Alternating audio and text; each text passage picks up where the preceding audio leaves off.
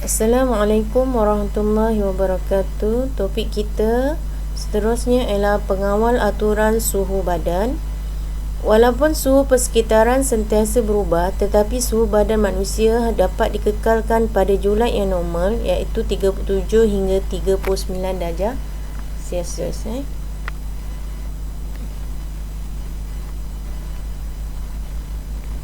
Bagaimanakah suhu badan manusia dapat dikawal atur? Kulit memainkan peranan yang penting dalam pengawal aturan suhu badan.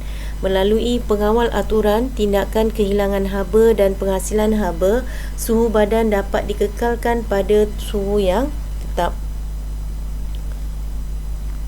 Termoreseptor.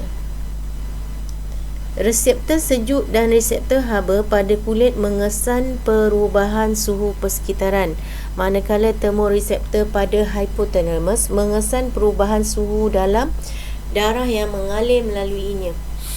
Termoreseptor mengesan perubahan suhu dan dirangsang untuk mencetuskan impuls saraf yang dihantar oleh neuron efferent ke hypothalamus. Okey. Dia mengesan termoreseptor atau reseptor saja sama je, iaitu satu dia mengesan perubahan, satu lagi dia mencetuskan impuls saraf. Ada dua tugas reseptor. Untuk termoreseptor dia mengesan perubahan suhu dan juga dirangsang untuk mencetuskan impuls saraf yang dihantar oleh neuron efferent ke hypothalamus. Hypothalamus bertindak sebagai pusat kawal atur suhu. Hypothalamus menghantar impuls saraf ke pelbagai efektor yang bergerak balas secara suap balik negatif melalui mekanisme pembetulan bagi mengembalikan suhu badan ke paras yang normal. Okey, efektor bergerak balas melalui cara fizikal, yang ini contohnya melibatkan kulit, dan juga proses metabolisme yang melibatkan kelenjar endokrin. Maknanya kalau kelenjar endokrin tu yang melibatkan hormon untuk mengawal atur suhu badan. Okey.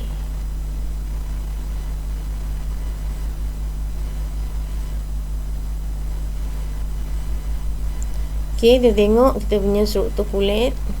Kita ada bahagian epidermis, kita ada dermis dengan lapisan adipos. Ada 3 lapisan kulit kita. Okey, pertama sekali kita tengok adalah reseptor. Okey, ada perbezaan antara reseptor haba dengan reseptor sejuk kat situ. Reseptor haba dia macam bunga-bunga, ni reseptor sejuk. Pakai bentuk termometer gitu. Dia punya ujung dia tu macam buli termometer. Okey. Kemudian kita ada otot regang. Kita ada folikel rambut tu.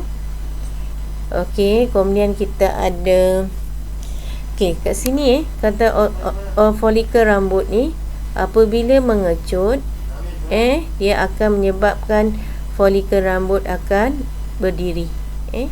Okey, manakala satu lagi kita ada kelenjar peluh. Kelenjar peluh dia akan mengeluarkan peluh mengeluarkan peluh.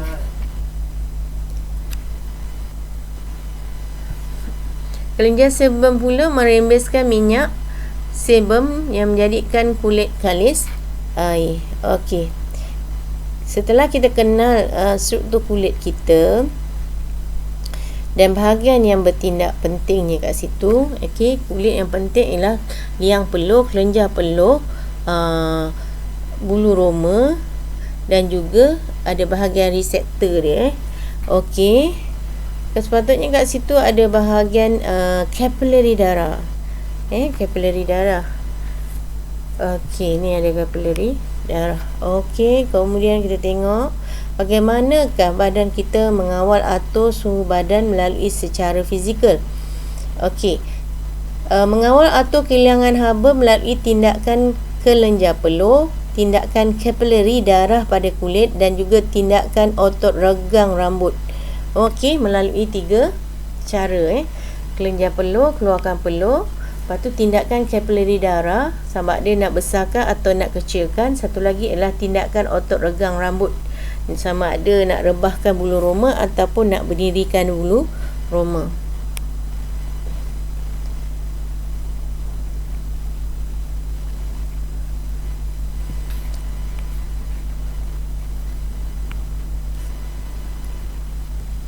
Okey.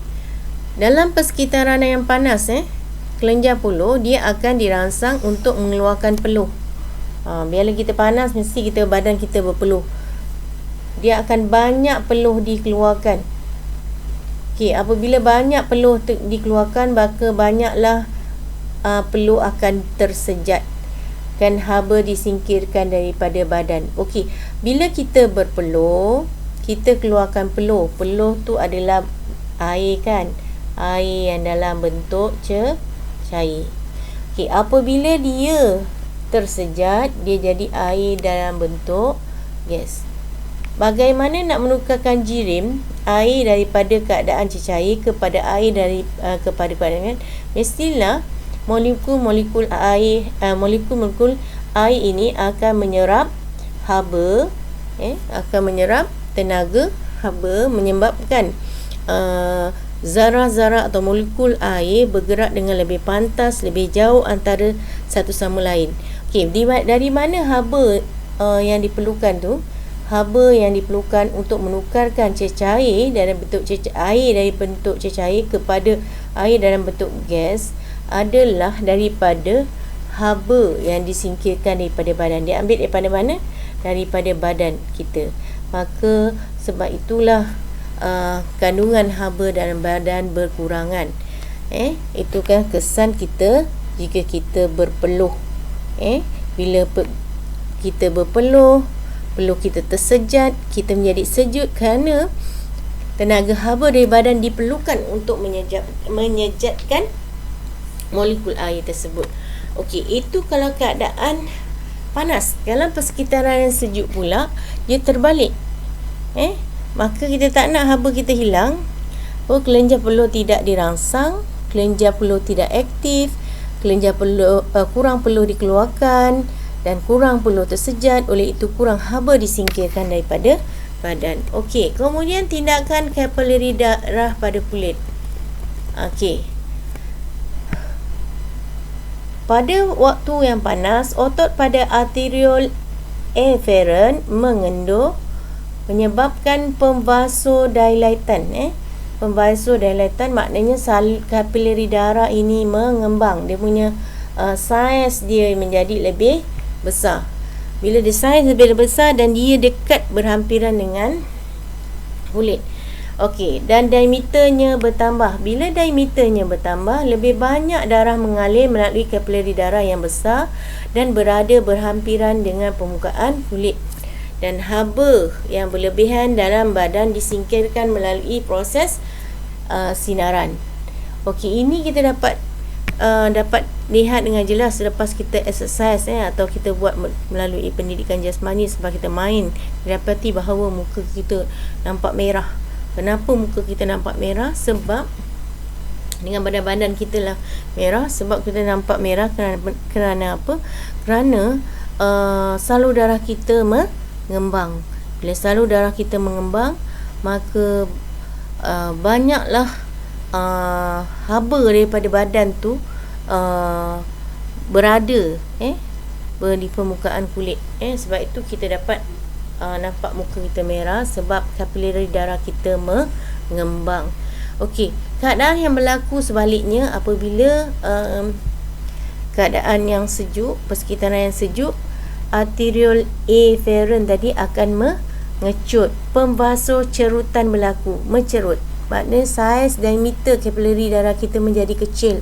Bila kecil, kuranglah darah yang mengalir. Bila kurang darah yang mengalir, kuranglah haba yang disingkirkan melalui sinaran. Tindakan otot regang rambut pula. Okey, bila kita sejuk, kita merinding. Merinding tu bulu roma kita berdiri. Apa yang menyebabkan bulu roma kita berdiri? Apa yang menyebabkan bulu roma kita berdiri? Okey, sorry. Tindakan otot